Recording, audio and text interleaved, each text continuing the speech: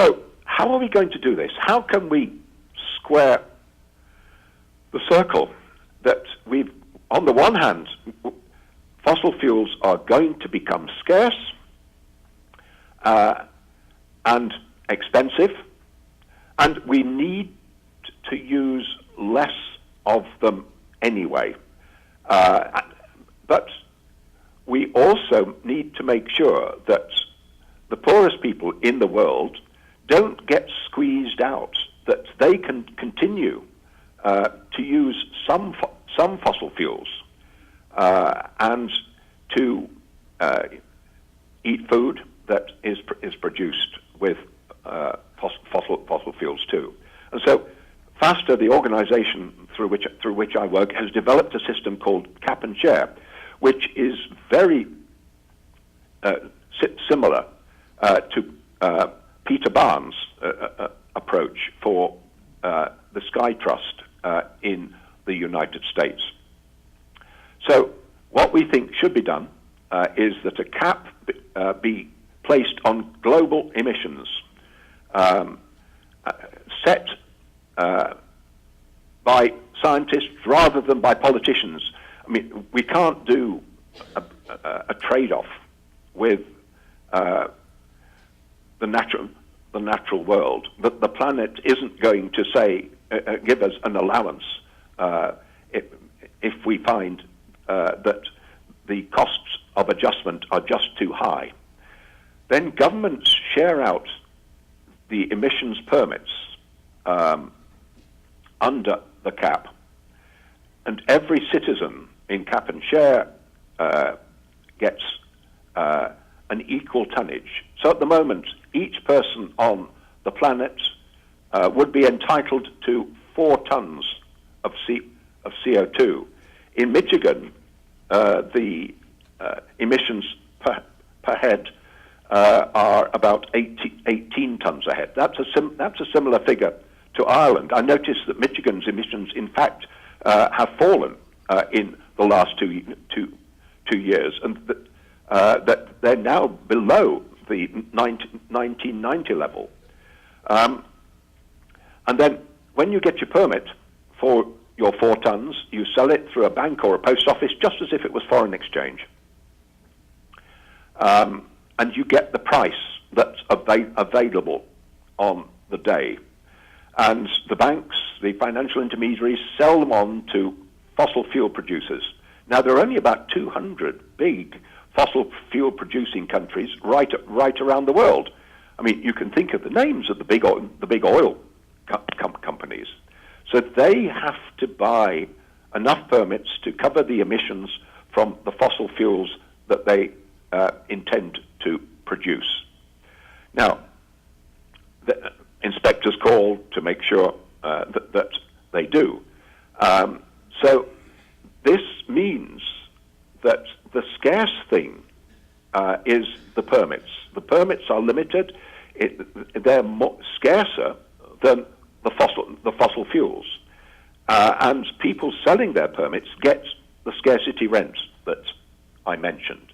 So as the cost of their fuel goes up, as the cost of their food goes up, those people who are living at or below the world average get compensated for it. Those people who are living in an energy profligate way, who are benefiting, who have made themselves productive by the use of fossil fuels, have to share some of those benefits with the people who are not getting the benefits. Otherwise, there will be this polarization. There will be a situation in which the rich continue to use fossil fuels, and gradually, the rest of the world is squeezed out. That starvation happens. There'll be all sorts of terrorism. There will be a general breakdown. This is essentially the only way. Next slide, please. So this is the picture of the sort of permit that we thought would be issued in Ireland. The Irish government is seriously interested in this whole proposal. So that's a sort of paper permit that you could get. You'd get 4 of these a year, and these are the things that you would take and sell. Next slide, please. So the Irish government commissioned a report into cap and share. It looked at it as a way of controlling the country's internal emissions, and they got 2 British consultancies to research it. And what they found was that in order to achieve the rate of reduction that is being required of Ireland by the EU, a 30% cut in emissions by 2020, the carbon price, the price of the right to emit CO2, had to rise to about 300 euros a tonne.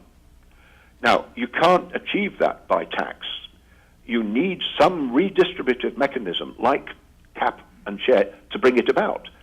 But think of the massive changes that would bring to the economy, and also as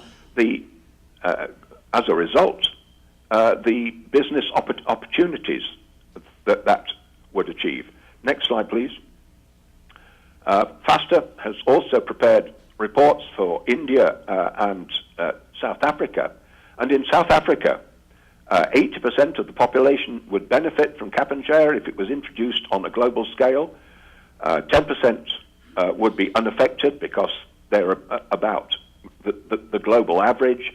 And the top 10% of the population would lose about 14% of their income. But again, everybody below them has become rich. They're a much better market, not just in South Africa, but in the rest of Africa, because there is now money flowing to these people. So the business opportunities would be massive. Next slide, please. So back to money. The money supply that we've all grown up with is, as I said, based on debt. It's going to break down. If incomes are going to fall inevitably year after year because there's going to be less and less energy about, even if we don't do anything about climate, then nobody's going to be prepared to borrow in the future. I mean, what you going to borrow for? Because house prices are closely related to incomes.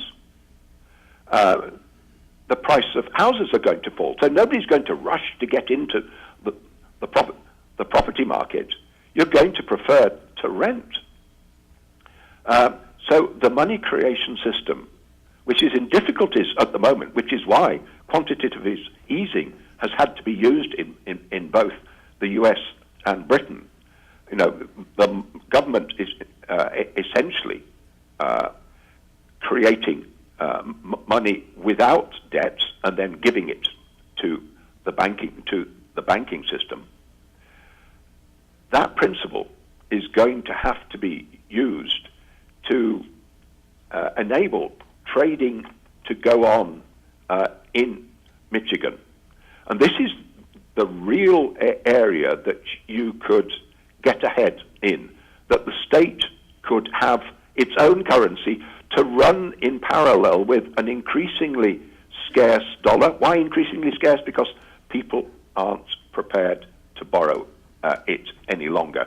And the banks aren't prepared to lend. Next slide, please.